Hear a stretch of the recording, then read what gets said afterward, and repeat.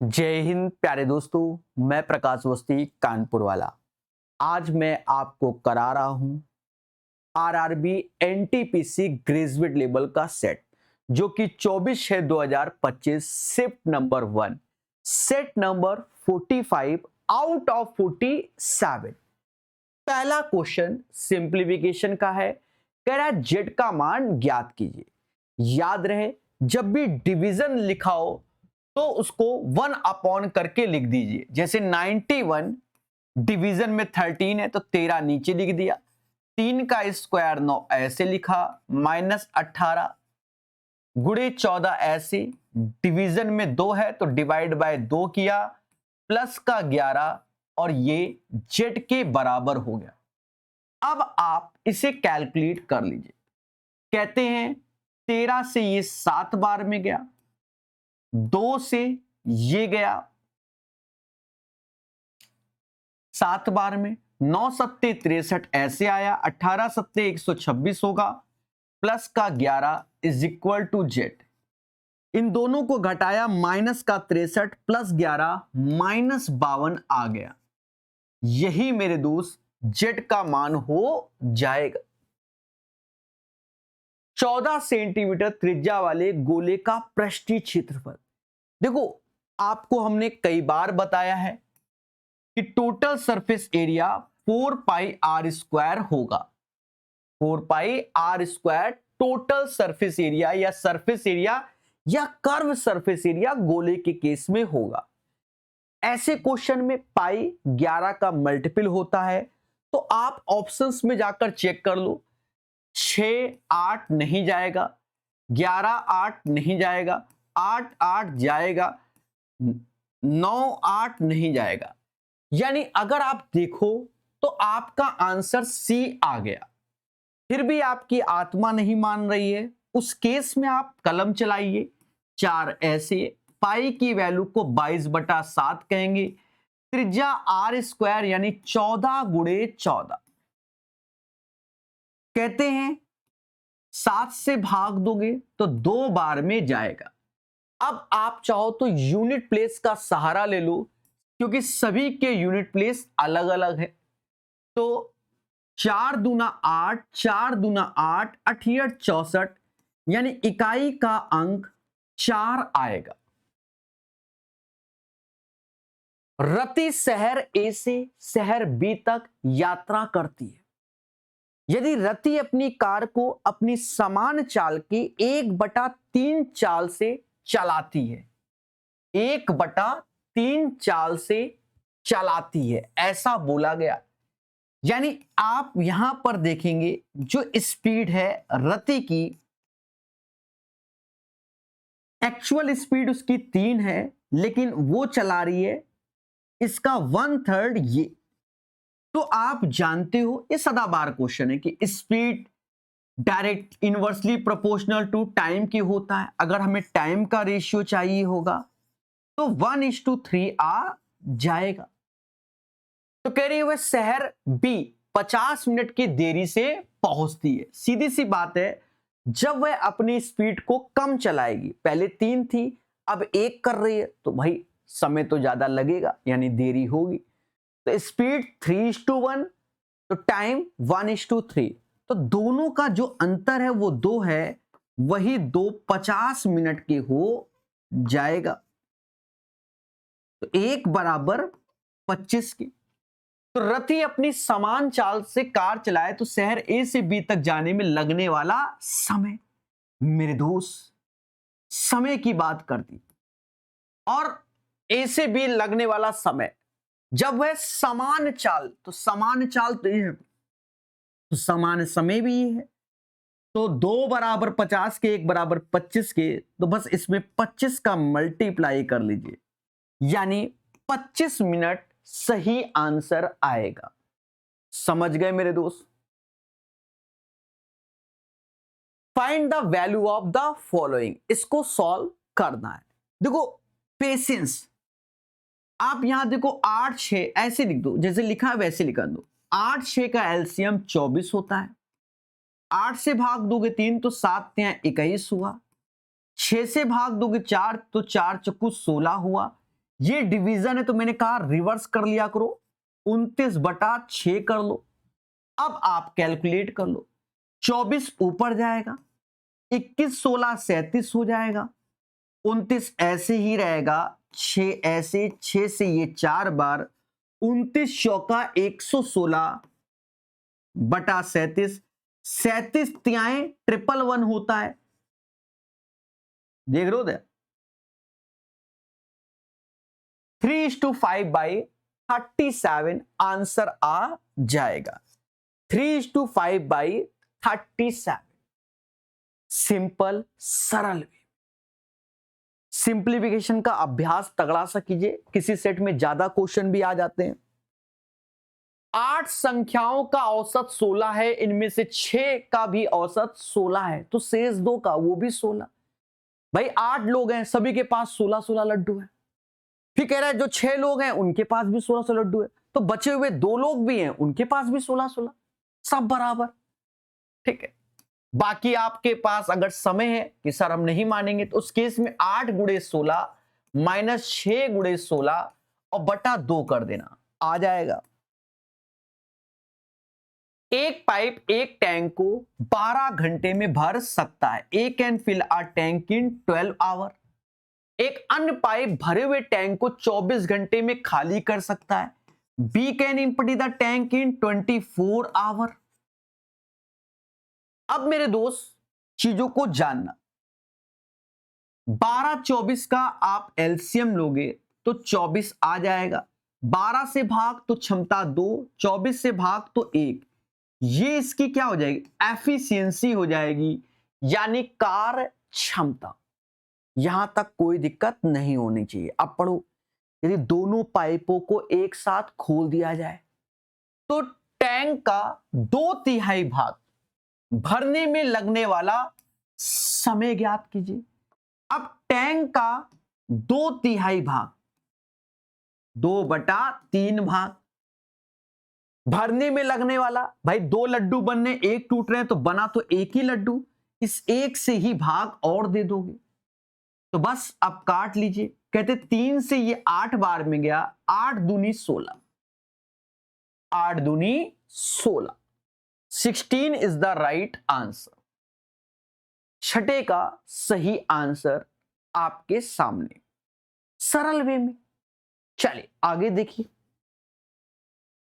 निम्नलिखित के मूल क्या होंगे। ये क्वाड्रेटिक इक्वेशन है, हमने आपको पढ़ाया हुआ है क्या, एक्स स्क्वायर। देखो हमने कैसे पढ़ाया है, पहले समझो। हमने ऐसे पढ़ाया ax² प्लस bx। यूट्यूब में मेरा बढ़िया वीडियो 2.5-3 लाख लोगों ने देखा भी है, बहुत ज्यादा शॉर्टकट सिखाया है।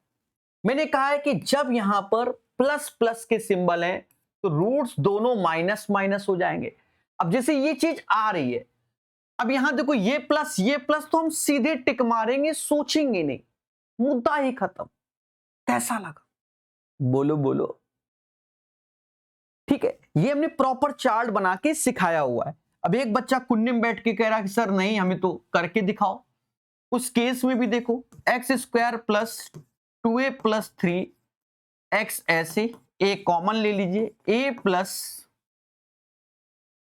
3a is equal to 0। देखा ये जाए कि ये प्लस का सिंबल, ये प्लस का सिंबल, ये प्लस का सिंबल, ये प्लस का सिंबल, दोनों जगह प्लस प्लस के सिंबल हैं, तो रूट्स क्या होंगे, माइनस माइनस। रूट्स क्या होंगे, माइनस माइनस। अब एक और चीज समझो, वो आप समझदार हो। अब माइनस माइनस, तो अब यहां पर इन दोनों को देखो, फैक्टर भी हो गया।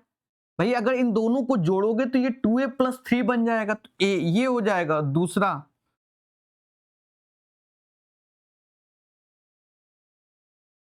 माइनस a माइनस का 3a कर लो, और ये a माइनस का हो गया।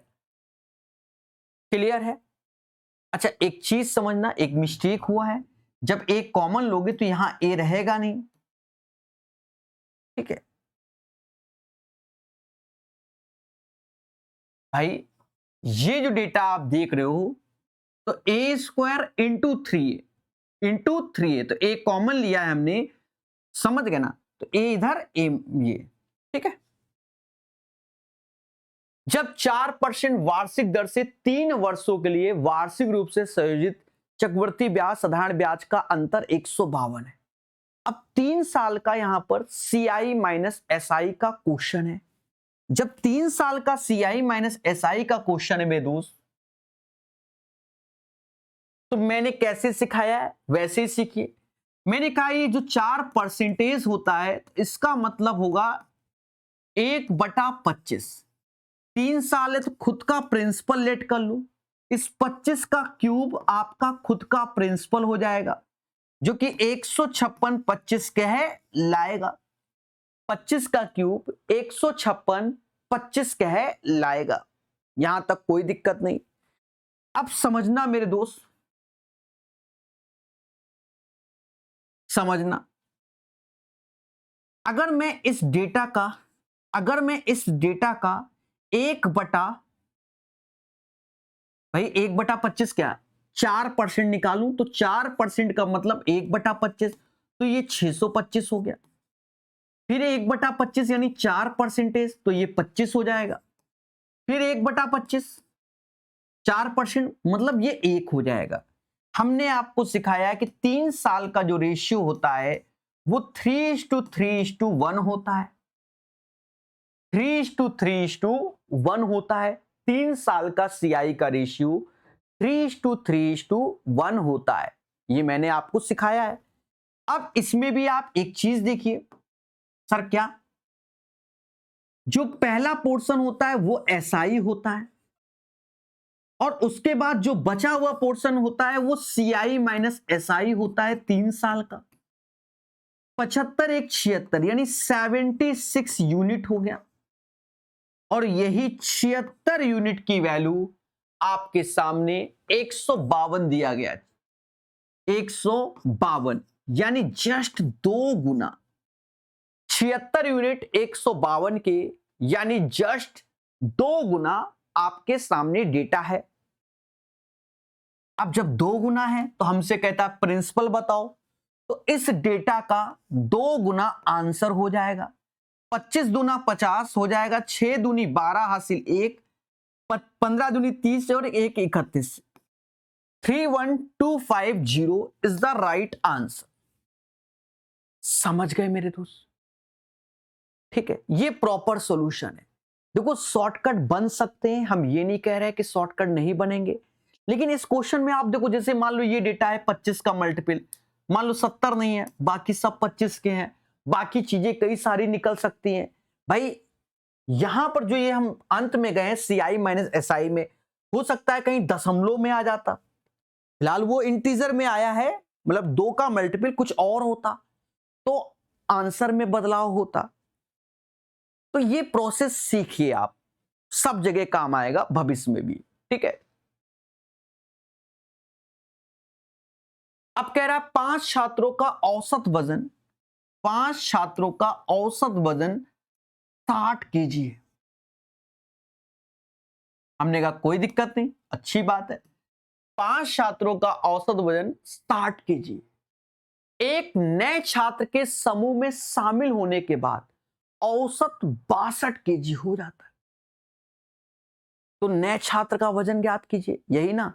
तो आप देखो मेरे घर में 5 लोग हैं, एवरेज 60 है, मुझे शामिल कर लिया तो अब 6 लोग हो गए, तो कह रहे हैं एवरेज 62 है, तो मेरा वजन क्या।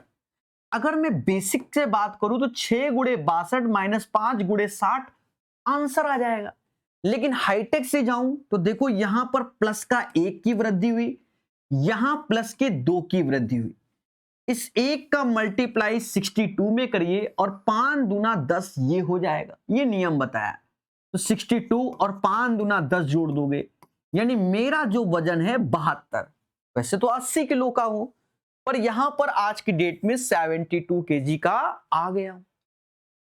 और वैसे करोगे तो 6 गुणे 62 माइनस 5 गुणे 60 तो भी आंसर आ जाएगा। ठीक है, लेकिन जो ये तरीका बताया बड़ी, जैसे 35 होता 36 होता तो तुमको डस लेता कैलकुलेशन में। तो इन चीजों को ध्यान रखना है। समझ गए मेरे दोस्त? बहुत आ रहा है ऐसा क्वेश्चन आज की डेट में। एक व्यक्ति की आय में प्रति वर्ष 15% की वृद्धि होती है। यदि प्रारंभिक आय 70,000 है तो 2 वर्ष के बाद की आय की गणना कीजिए। अब एक चीज देखो, आज आय 70,000 है और प्रत्येक वर्ष 15% की वृद्धि होती है। एक साल में 15% की वृद्धि यानी 115%, 115%। फिर 2 साल का मुद्दा है तो फिर से 115%। अब इसे कैलकुलेट नहीं करना, दिमाग चलाना है। देखो परसेंटेज जीरो की बलि मांगता है, दे दीजिए, दे दीजिए और बस अभी पेशेंस रखो। अब यहां पर आपको 115 गुणे 115 गुणे 7 वैसे तो कर लेंगे भाई, 115 का स्क्वायर हमें जानते हैं, 15 जोड़ेंगे तो 130 होगा और 15 का 225, यानी अगर मैं स्क्वायर की ओर जाऊं तो 1325, 13225, ठीक है। और 7 का गुणा तो मैं गुणा कर लूं, मैं करके दिखा रहा हूं पर ऐसे नहीं बताऊंगा। 25 सत्ते 175, एक हासिल, एक हासिल, 7 दूनी 14, एक 15 हासिल, एक, तेरे सत्ते 91 और एक 92, यानी आंसर आपके सामने 92576 सी वाला आ गया। अब कुछ बच्चे कह रहे हैं कि सर हमें 115 गुणे 115 ही नहीं आता, जो करना हो कर लो। तो हमने डिजिटल सम भी सिखाया हुआ है। डिजिटल सम के माध्यम से जाओगे तो थोड़ा सा बेहतर, क्योंकि इसका डिजिटल सम 7 आएगा, ये भी 7 है और ये तो 7 है, तो 7 का क्यूब तो 343, इसका डिजिटल सम कर लो तो ये 10 10, यानी डिजिटल सम 1। तो ऑप्शंस में जिसका डिजिटल सम 1 है वही आंसर। साथ में कैंसिलेशन ऑफ 9 भी, चलो 7 2 9 9। अब ये देखो 6 नहीं बनेगा, 9 ऐसे, 7 2 9, 5 5 10, 5 5 10 यानी 1 बन गया। चेक करना अब, क्योंकि इसमें सारे चेक करने पड़ेंगे। मालूम चला द्विकीय हो गए तो खिला हो गया, ये भी तो नियम होता है। हाँ अब ये देखो 5 5 10 18, ये 9 का मल्टीपल है तो डिजिटल सम 9 यार 0, तो ये भी नहीं होगा।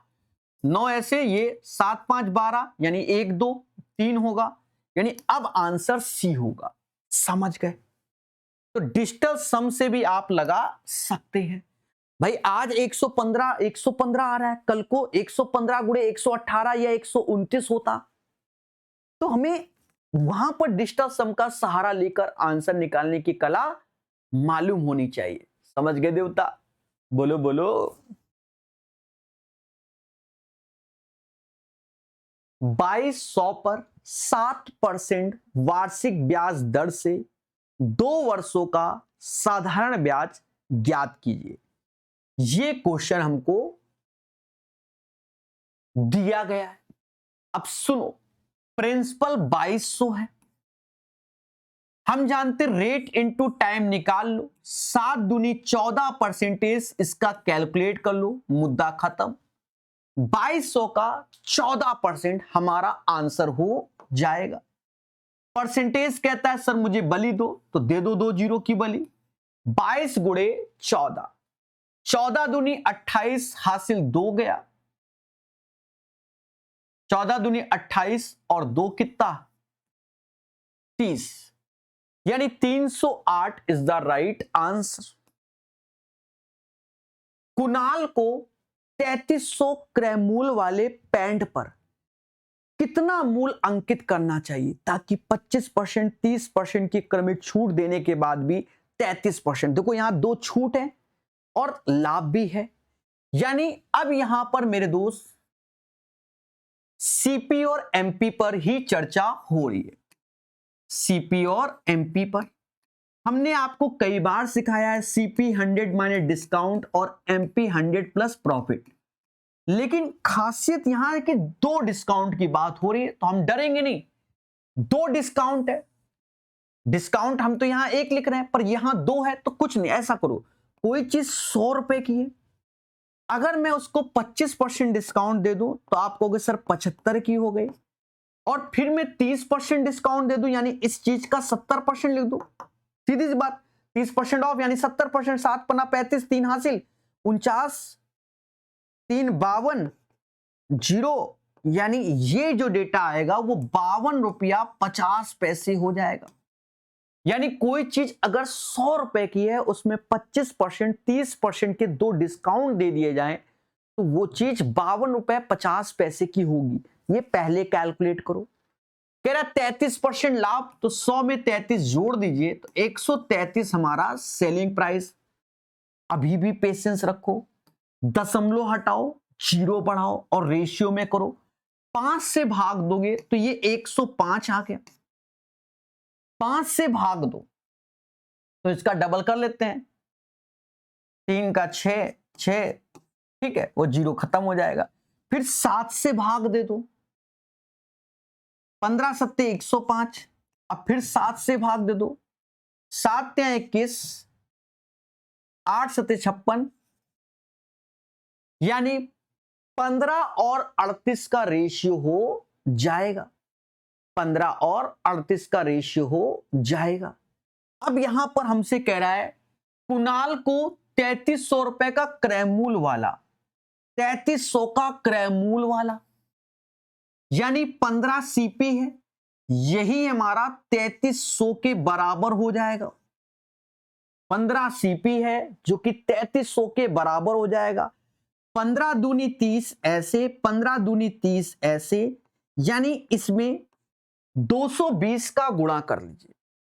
तो यहां पर भी आप 220 का गुणा कर लीजिए, जीरो ऐसे आएगा।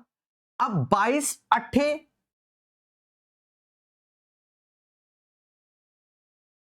22 अट्ठे, देखो अब आंसर मुझे जो लग रहा है कि देखो 8 दूनी 16 ये, तो बस क्योंकि 8360 बन रहा है, यही हमारा आंसर हो जाएगा। आपका जो सर पूरा करो, अरे मेरे भाई 8 दूनी 16, ये 6 यहां पर जन्म, जीरो तो है, वो 6 नहीं, यहां वाला 6, मुद्दा खत्म। इतना तो दिमाग लगाना ही है। ये क्वेश्चन मैंने बोला अब ये बहुत आ रहा है। अधिकतर सेटों में आपको एवरेज स्पीड का क्वेश्चन मिल जाएगा 2024 और 25 में। एवरेज स्पीड, अब एवरेज स्पीड होता क्या है? एवरेज स्पीड बराबर total distance upon total time होता है। Total distance upon total time हमारा एवरेज स्पीड होता है। एक व्यक्ति 3.5 घंटे में इतने की चाल से गाड़ी चलाता है तो डिस्टेंस क्या होगी? इन दोनों का मल्टीप्लाई, यानी 77 ऐसे, 3.5 का मतलब 7/2। फिर अपनी चाल 9 kmph बढ़ा देता है और 1 घंटे तक गंतव्य पहुंच जाता है। तो 1 घंटा ही चला है, लेकिन अब चाल 77 में 9 जोड़ दीजिए तो 86 हो जाएगा। 86 हो जाएगा और टोटल समय 3.5 घंटे ये और 1 घंटा यानी 4.5 घंटा, यानी 9/2 घंटा समय लगा। 9/2। अब कैलकुलेट कर लो, 7 सत्ते 49, 4 हासिल, 7 सत्ते 49 और 4 53, 7 सत्ते 49, 4 हासिल, 49, 4 53, ठीक है। 2 का वहां गुणा करो, 6 दूनी 12, 8 दूनी 16, 1 17। नीचे क्योंकि 2 से भाग भी दे देंगे तो ये ऐसे आया, ठीक है। जोड़ लो, 9 2 11 ऐसे, 7 3 10 1 11, 5 6 और 1 7, इसमें 9 का भाग देना है। 7 सत्ते 9 सत्ते 63 ऐसे, फिर ये 79 आंसर आएगा।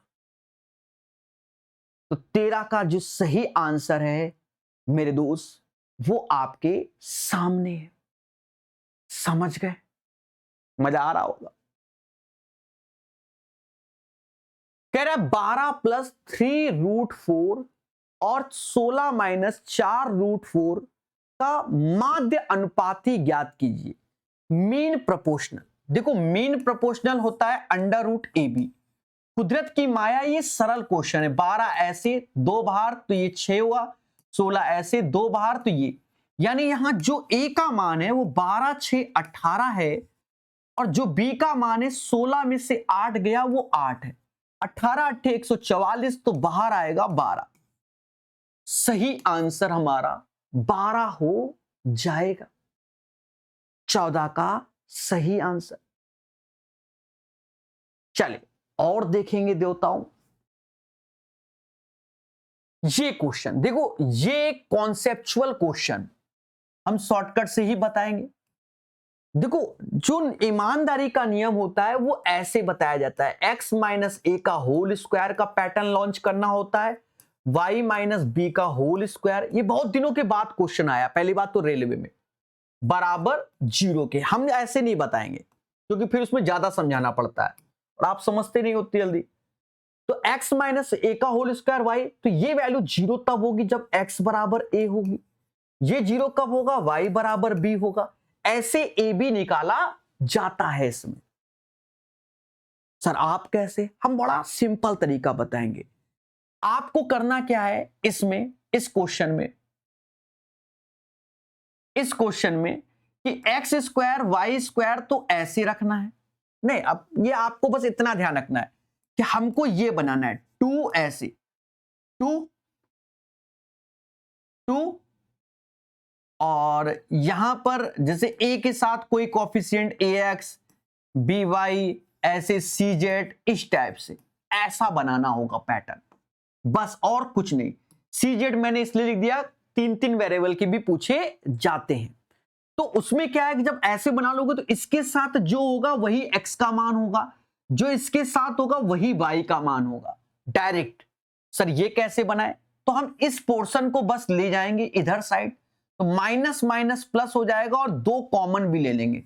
2 कॉमन ले लेंगे तो ये 8x हो गया भाई, 8 दूनी 16। अब 2 कॉमन है माइनस, तो ये 19 आएगा, 19y। वैसे टफ है ये, अब ये सरल हो गया। देखो 8 दूनी 16, इधर प्लस है तो इधर आएगा माइनस, 9 दूनी 18, इधर 9 दूनी 18 सही है, 19 दूना 38, इधर माइनस है तो इधर क्या आएगा प्लस। अब हाईटेक वर्जन में देखो कि ये x का मान सीधे और ये y का मान, तो हमने जहां पर भी पढ़ाया है, जो भी किताब का सॉल्यूशन मुझसे पढ़ा होगा, ऐसे ही इसका हाईटेक सीखा होगा, खत्म।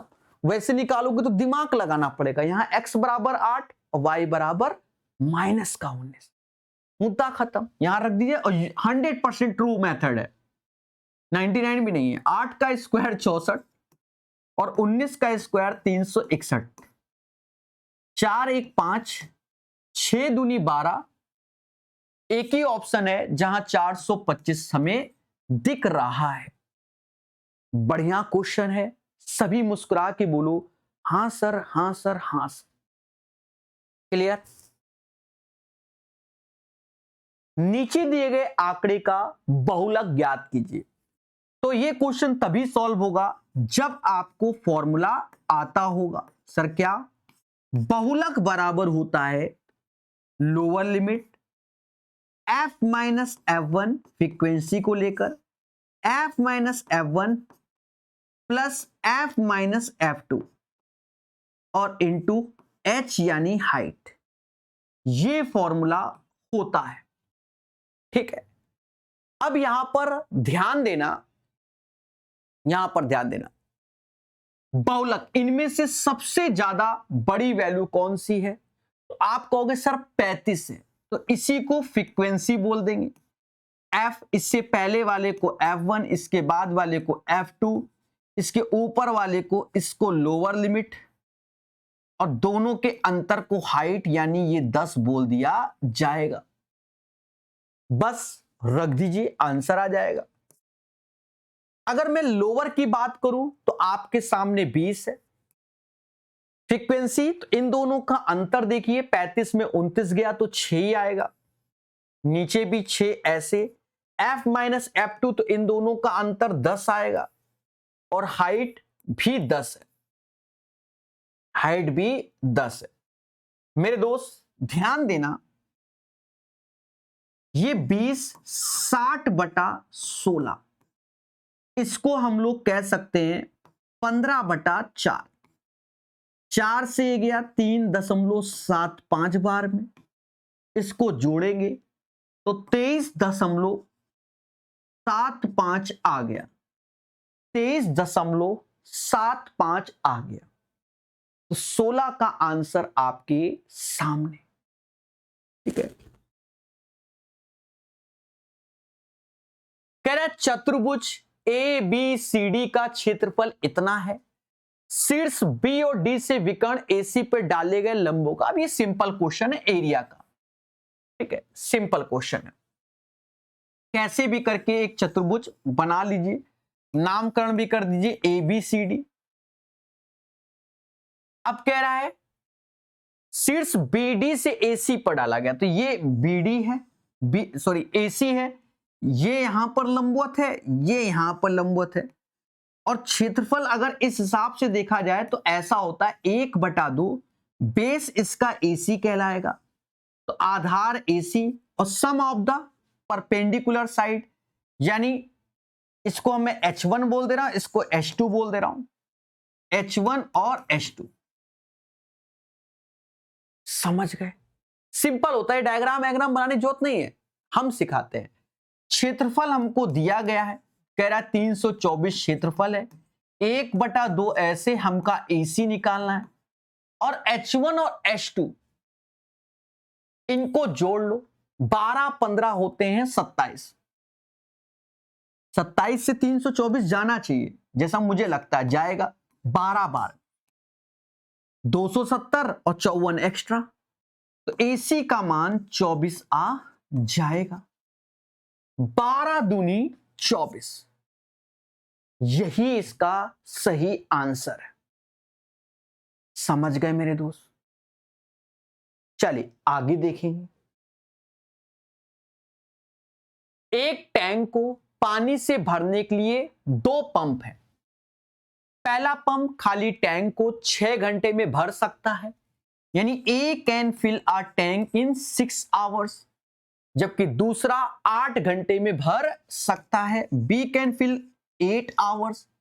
यानी दोनों पंपों को एक ही समय पे खोला जाए तो 2 घंटे तक खुला रखा जाए तो टैंक कितना हिस्सा भर जाएगा? देखो दोनों भरने वाले, एलसीएम ले लो, 24 आया, 6 से भाग दोगे 4 आएगा, 8 से भाग दोगे 3 आएगा, ये इनकी एफिशिएंसी हो जाएंगी।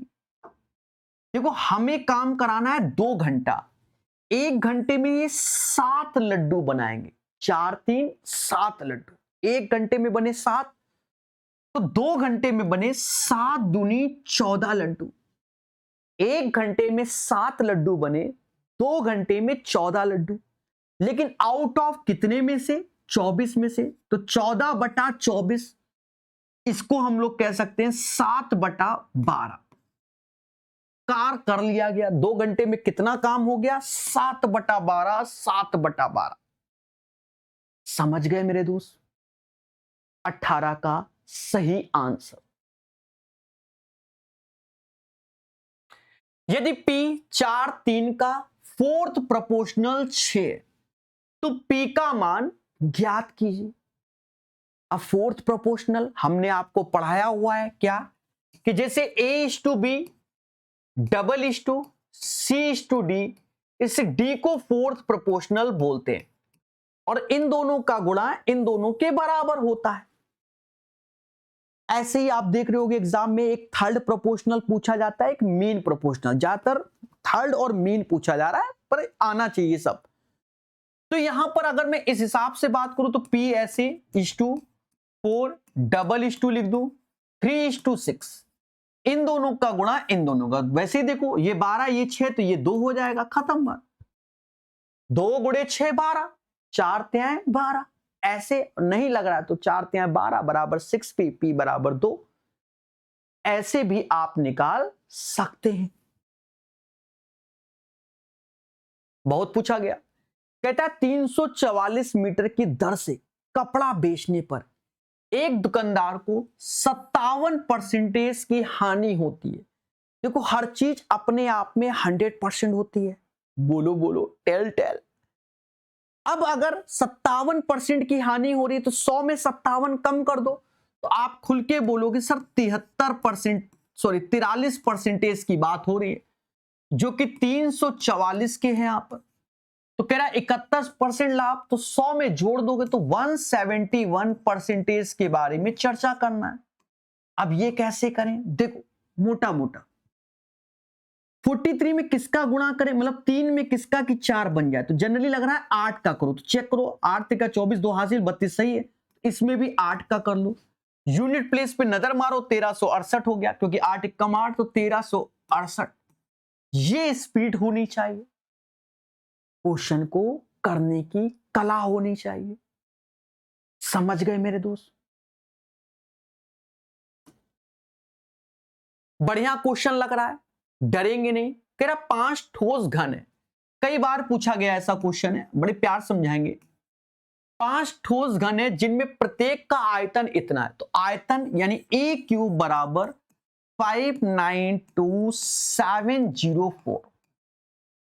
अब यहां से हमें करना क्या होगा मेरे भाई, a क्यूब बराबर हमारे सामने ये डेटा दिया है 592704, तो हम भुजा a निकाल लेंगे। अब वो कैसे निकालेंगे, इसका 592704 क्यूब रूट लेकर। वो कैसे, तो क्यूब रूट के लिए हमने आपको नियम बताया है कि लास्ट 3 डिजिट का यूनिट प्लेस देखो, जो कि 4 है। 4 किसके क्यूब में आता है, तो आप कहोगे सर 4 का क्यूब 64 होता है, तो 4 ऐसे ही आएगा। तो फिर बचा कितना 592, ये किसके क्यूब के आसपास आएगा 592। तो देखो 8 का क्यूब होता है 512, 8 का क्यूब क्या होता है 512, 9 का 729, तो 729 से कम है यानी 8 का, यानी a बराबर 84 आ गया। अब सुनना, जब ये 5 घन रखे जाएंगे तो एक दूसरे को सटा के, पहले बात को सुनो, जैसे ये 5 घन है, आपको लग नहीं रहा है 1 2 3 4 5, सर घन दिख भी नहीं रहा है, चलो भाई बना देते हैं सिखाने के लिए, 1 2 3 4, अभी देखो बन जाएगा, आपको लगेगा कि 5 ठो घनों को सर ने सटा के रख दिया। ठीक है, देखो ये 84 84 करके ये बढ़ेगा, ये 84 ये 84, तो जब भी घनों को आप सटा के रखेंगे तो कुल मिलाकर उसकी लंबाई जैसे 5 है तो 5 गुणे 84, बाकी जो चौड़ाई है ऊंचाई वो वैसे ही रहेगी, वो वैसे ही रहेगी। सभी बोलो हां कि सर जी सही बात कह रहे हो, वो वैसे ही रहेगी, आपके सामने है। अब हमसे कह रहा है घनाभ का पार्श्व पृष्ठीय क्षेत्रफल यानी लेटरल सरफेस यानी curve surface area. Curve surface area मतलब area of the 4 walls, CSA की बात की गई, वो होगा 2L + B × H। देखो कलाओं को देखना, यूनिट प्लेस से काम चल रहा है, यहां पर 2 ऐसे रखो, चलो भाई 5 का गुणा कर लो 420 ऐसे, 84 ऐसे और फिर 84। आप देखो इससे 4 आएगा, 4 चुकू 16 यानी 6, 6 दूनी 12, यूनिट प्लेस पे 2 आएगा। आप पूरी मेहनत कर लेना, यूनिट प्लेस पे 2 आंसर ये। अब कैलकुलेट कर लो, वो आप खुद कर लो, 84 672 यूनिट प्लेस से ही काम चल गया है मेरे दोस्त। समझ गए मेरे देवताओं? हाँ ये नहीं कि जोड़ने ओढ़ने में बैठ जाओ, हो गया तो हो गया। निम्नलिखित का मान ज्ञात कीजिए। देखो ये जो वैल्यू है ये, तो फॉर्मूला हमें मालूम होना चाहिए cos A + B का। कहता है क्या, cos A cos B, यहां प्लस है तो माइनस हो जाएगा, sin A sin B का। ये फॉर्मूला आपको याद होना चाहिए। अब यहां पर आप देखोगे मेरे दोस्त 42 18 जुड़ जाएगा तो cos 60 आ जाएगा, cos 60 की वैल्यू 1/2 हो जाएगी, तो 22 का सही आंसर 1/2 आएगा। समझ गए? x, y के वृत्तक्रमानुपाती है, y z का वृत्तक्रमानुपाती है, यानी x inversely proportional to y, y inversely proportional to z, तो इनका जो संबंध है एक्स और जेड का वो डायरेक्टली प्रोपोर्शनल हो जाएगा। सर कैसे? वाई की जगह 1/z रखना, ऊपर चला जाएगा जेड आ जाएगा। अब एक चीज या तो कुन्ने में रूल ज्ञात मतलब याद कर लो, अब रूल डायरेक्ट वाले जो सिखा रहा हूं। रूल क्या है कि जब भी कोई चीज डायरेक्टली प्रोपोर्शनल है, डायरेक्टली प्रोपोर्शनल है, तो सीधे यहां x1 z2 y1 और सॉरी y नहीं यहां पर, क्योंकि x और z पे कला दिखा रहे ना, x1 z2 तो फिर x2 z1। फिर रूल समझो, ये बहुत सारा, अब इनको डायरेक्ट तैयार करो। अगर बस दो ही नियम हो सकते हैं, एक ऐसा चाहे या ऐसा। जब ऐसा हो तो इन दोनों का गुणा ही डायरेक्ट होगा, यानी x1 z1 बराबर x2 z2, खत्म बात। हाँ, वरना आपको क्या करना होगा, x बराबर के x1 बराबर के z1, x2 बराबर के z2, फिर भाग दो। ये सब आप बंद कर दो, बहुत दिन हो गए। हाँ, ये कंडीशन देखकर सीधे इसमें आए, बस रखो। किसी विशेष स्थिति में जो पहला वाला x है तो वो x1 है, तो 1/2, तो दूसरा वाला z ये z2 कहलाएगा, फिर ये z1 कहलाएगा। समझ गए? और हमें ये x2 का मान चाहिए। समझ गए? तो इन चीजों पे हमें काम करना चाहिए। बोलो हां। और मेरे दोस्त, देखा ये जाए कि 2 से ये जाएगा 37 बार में, तो 7 गुणे 37 आप कर लेंगे, जो कि x2 आएगा 7 सत्ते 49, यानी 259 इसका आंसर आएगा। समझ गए मेरे दोस्त? सभी बोलो हां। इस क्वेश्चन को हम 2 तरीके से बताएंगे, पहला बेसिक, दूसरा हाईटेक। ध्यान देना, बेसिक आपको तुरंत समझ में आएगा। आकाश ने एक वस्तु 17% की हानि पर बेचा, तो माना सीपी 100x है। 17% हानि पर यानी जो सेलिंग प्राइस है वो 83x हो जाएगा। 100 में 17 कम कर दोगे।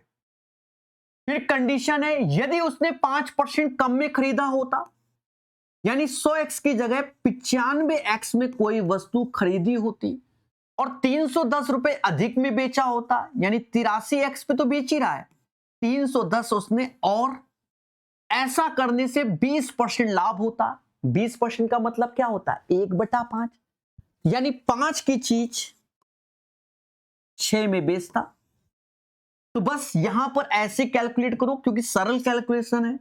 5 बराबर 95, यानी 19x का मल्टीप्लाई, इसमें 19x का मल्टीप्लाई कर लो, और ये बराबर 19 का 114 होता है, 83 घटाओगे 31x आ जाएगा, जो कि 310 के बराबर हो जाएगा, यानी x बराबर 10 आएगा।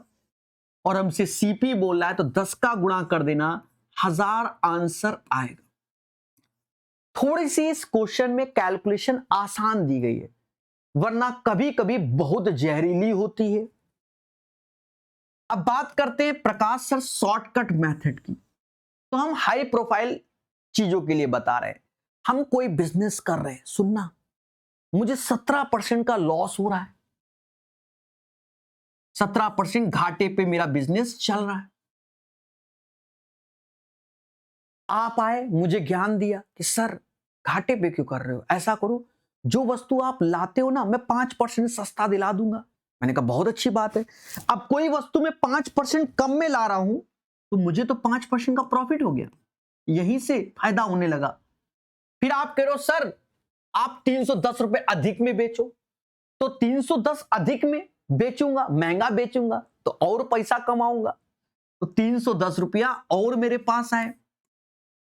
ऐसा करने से मेरे बिजनेस में अब 20% का लाभ हुआ। 20%, अब देखो लाभ 20% का। बस एक बात याद रखना, क्या, जो ये अब लाभ है तो ये चीज इसका हमेशा गुणा करना। 20% का 5% हमेशा 1 होगा। सर 1 कैसे? अरे 20 × 100, 1% 2 जीरो खा गया, 1% बना रहेगा। और पहले हम 17% लॉस पे थे, अब 20% प्रॉफिट पे, तो ओवरऑल मुझे 37% का लाभ होने लगा। घाटा से उभर के प्रॉफिट में आया हूं ना मैं।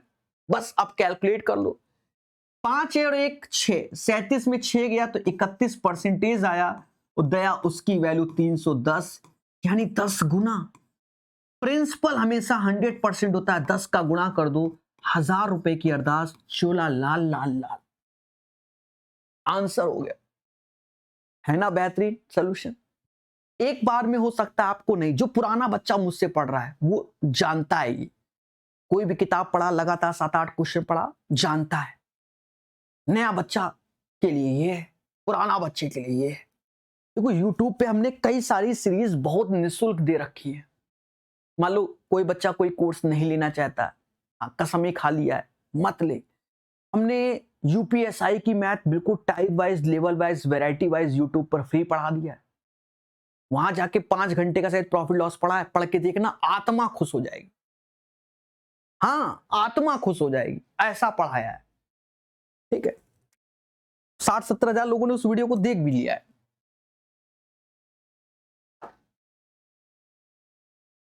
चार कुर्सियां, 4 मेजों की कीमत इतनी है। ये बहुत आ रहा है, सिंपल है। 4 कुर्सी, 4 मेजों की कीमत 7000 है। ठीक है, हम भाग भाग नहीं देंगे, ऐसे लिखेंगे। 6 कुर्सी, 5 मेजों की कीमत 8800 है। 16 कुर्सी। अब एक चीज देखो बहुत बारीकी से, एक्स वाई दोनों चाहिए होगा। हाँ, अगर मैं यहां थोड़ा दिमाग लगाऊं, ये 2 का गुणा, यहां 2 का गुणा, तो ये आंसर नहीं, पर इनमें से कोई हो सकता है। यहां मुद्दा है, 2 रुपया का अंतर है, तो खेला हो जाएगा। 2 ऑप्शंस तो क्यों? क्योंकि ये भी इवन, ये भी इवन, तो ये ऑड तो होंगे नहीं, ये तो तय है। तो करते हैं, समझो बहुत प्यार से। 4 6 का एलसीएम 12 होता है, यानी इस सीरीज में 3 का गुणा कर लो, और इस सीरीज में 2 का गुणा कर लो, और खेल जाओ। ऐसे घटाया, अब ये कितना, 12 में से 10 गया तो 2y आया, 7 या 21,000 में 17,600 कम कर दोगे तो 2400, और 1000 तो 3400 हो जाएगा। 3400 हो जाएगा। आप बड़े प्यार से घटाओ, प्यार से घटाओ, ठीक है। तो ये क्या हो जाएगा, तो 2y की वैल्यू 3400, तो y बराबर 1700 के आएगा। अब y बराबर 1700, तो किसी में मान लो इस वाले में ही रख दो, 6x ऐसे, 17 पचे 8500, 8800 में जाएगा, तो ये 300 आ जाएगा। x बराबर 50 आ गया, और हमको जो मान चाहिए वो 16x प्लस 2y का चाहिए। 16 पचे 80, यानी 800 ऐसे, और 17 दूनी 3400, तो 34 8 4200 आंसर आएगा। तो इसका सही आंसर आपके सामने 4200 हो जाएगा। समझ गए मेरे दोस्त? मजा आया कि नहीं? ये बहुत पूछा गया, अब मैं इसमें स्टार नहीं दे रहा हूं। 44 86 और एक अन्य संख्या का एलसीएम 7568 है। एक्स का मान ज्ञात कीजिए। तो यहां हम एलसीएम लेंगे 44 86 और एक्स का, जो कि 7568 है आपके सामने। अब देखो यहां थोड़ा दिमाग लगाओ, देखो दिमाग लगाना पड़ेगा, भावनाओं में नहीं। जैसे ये 4 का मल्टीपल है, ये 2 का मल्टीपल है, इसको देखो तो ये 8 का मल्टीपल दिख रहा है, 8 7 56, मतलब मोटा मोटा ये 8 का दिख रहा है। यानी ये जो वैल्यू होगी ये 8 का मल्टीपल होगी, तभी एलसीएम में 8 आएगा। आप कह दो 4 हो तो 4 ही रहेगा, 2 है तो 2 ही रहेगा। तो हमें 8 का मल्टीपल ढूंढना है। ये सब तो ऑड हैं, हटा दो इवन। 176 आंसर। कैसा लगा?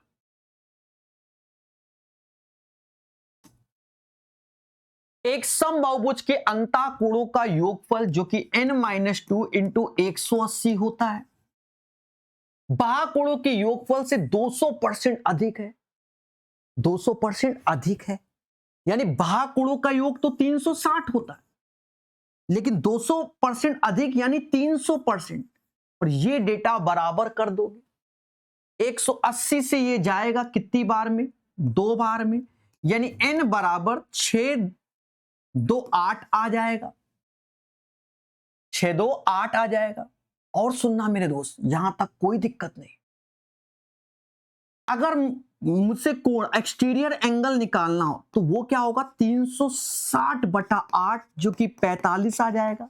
लेकिन हमसे इंटीरियर कह रहा है तो हम जानते हैं इंटीरियर और एक्सटीरियर का सम 180 डिग्री होता है। ये 45 है तो ये 135 होगा। बाकी बच्चे याद भी कर लेते हैं कि ऑक्टागोन ये है तो इसका इंटीरियर एंगल 135 होता है, जैसे हेक्सागोन का 120 होता है। बच्चा याद कर लेता है। समझ गए? तो 27 का आंसर आप समझ गए होंगे। इंटीरियर ही बोला गया है, अंतःकोण प्रत्येक। यहां पर इसका क्यूबिक देखो, आप क्यूब प्रकाश सर मैथ करके यूट्यूब पे सर्च कर लो, पढ़ लेना। बाकी मैं ये करके दिखा रहा हूं। क्यूब निकालने की कला मैंने बहुत तगड़ी सिखाई हुई है यूट्यूब के इतिहास में। वो भी बहुत तगड़ा वीडियो है मेरा। वो बात अलग है कि वायरल नहीं है, और तगड़ा वीडियो है। 4-5 साल पहले जब शुरुआत किया था तो यही सब डालते थे। देखो 101 क्यूब का कैसे निकालना है, इसको ब्रेक कर लो। 1 का क्यूब 1, लेकिन 3 डिजिट मिलाना होगा क्योंकि क्यूबिक चल रहा है, तो 001। 10 का क्यूब 1000। कई तरीके सिखाए हैं, हम ये अलग सिखा रहे हैं। बाकी एक फॉर्मूला वाला भी तरीका सिखाया है मार्केट में मैंने। 1 का क्यूब 001 क्योंकि 3 डिजिट में, और 10 का तो 1000 होता ही है। फिर इसके बाद जो नियम है वो समझो। फिर इन दोनों का मतलब इन सब का गुणा कर लो। 10 एकम 10, ये 30। लेकिन अब इस 101 में 30 का गुणा करना होगा। अब यहां 1 डिजिट था तो 1 डिजिट छोड़कर सिंपल है, 0 ऐसे, 3 ऐसे, 0 ऐसे, 3 ऐसे ऐड कर लीजिए। 3010301, और दशमलव लगा था यहां तो दशमलव 3 डिजिट के बाद यहां लग जाएगा। 1030301, 1030301। ठीक है, यही इसका सही आंसर होगा 28 का। समझ गए मेरे देवताओं? कह रहा है 120,140 का कितना परसेंट है। ग्रुप डी में भी ऐसे क्वेश्चन आ रहे हैं। कुछ नहीं करना, ध्यान दो। चलो मैं ऐसे लिख दे रहा हूं, 120 रेशियो में लिख दे रहा हूं। इससे ये 2 बार में गया तो यानी 2:1। अब 120 140 का कितना परसेंट, ये इसका तो 2 इसका पूछा गया, यानी 200% आंसर हो जाएगा। समझ गए दोस्त?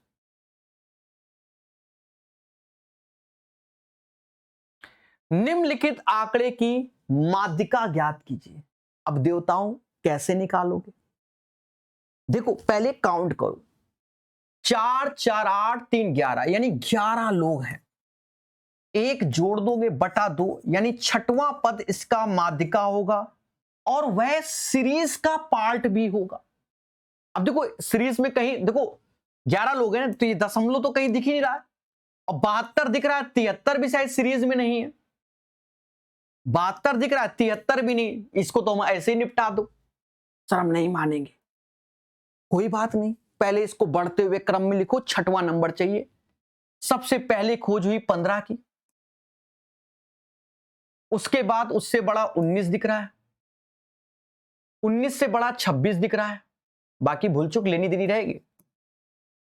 26 के बाद शायद 46, फिर 53, 46 फिर 53, और 53 से बड़ा 72। आगे भी निकाले जाते हैं, जरूरत नहीं है क्योंकि हमें छठवां पद तक ही जरूरत है। 3 3 6 72 आंसर। कभी कभी कुछ चीजें ऑब्जर्वेशन से भी हो जाते हैं। समझ गए दोस्त? आशा है सेशन समझ में आया होगा। अब 2 सेट और बचे हैं, बाकी A to Z इसके सेट कंप्लीट है। उसके बाद हमारा टारगेट रहेगा अंडर ग्रेजुएट के सेटों को नहीं कराएंगे, सारे सेट के सारे सेट में हर क्वेश्चन कराएंगे, लेकिन रिपीटेड क्वेश्चन नहीं। मैंने छाट लिए 1700 कुछ क्वेश्चन में लगभग 200 क्वेश्चन ही कराने हैं बस। बाकी मेरे दोस्त वही हर सेट में रिपीट है, हम कोई क्वेश्चन छोड़ेंगे नहीं। समझ गए ना? चाहे आसान हो चाहे टफ हो, ये टॉप वाला खेल नहीं खेलेंगे, लेकिन रिपीटेड क्वेश्चन नहीं कराएंगे। बात समझ गए? जब कराएंगे तो उस चीज को दिखा भी देंगे कि भैया कितना रिपीट है। जैसे मैंने देखा अलजेब्रा में 73 क्वेश्चन आया, लगाने सिर्फ 5 ही है। देखा जाए तो 4 ही अलजेब्रा के, वही क्वेश्चन बार बार 10 बार 15 बार रिपीट है सेटों में। इसलिए हम सेट नहीं करा रहे, वरना 200 की जगह 1700 क्वेश्चन कराओ, कोई फायदा नहीं। तो अंडर ग्रेजुएट के छटे हुए क्वेश्चन आपको कराए जाएंगे, इजी हो चाहे टफ हो, उससे लेना देना नहीं रहेगा। क्लियर? तो पढ़ते रहिए, मुस्कुराते रहिए।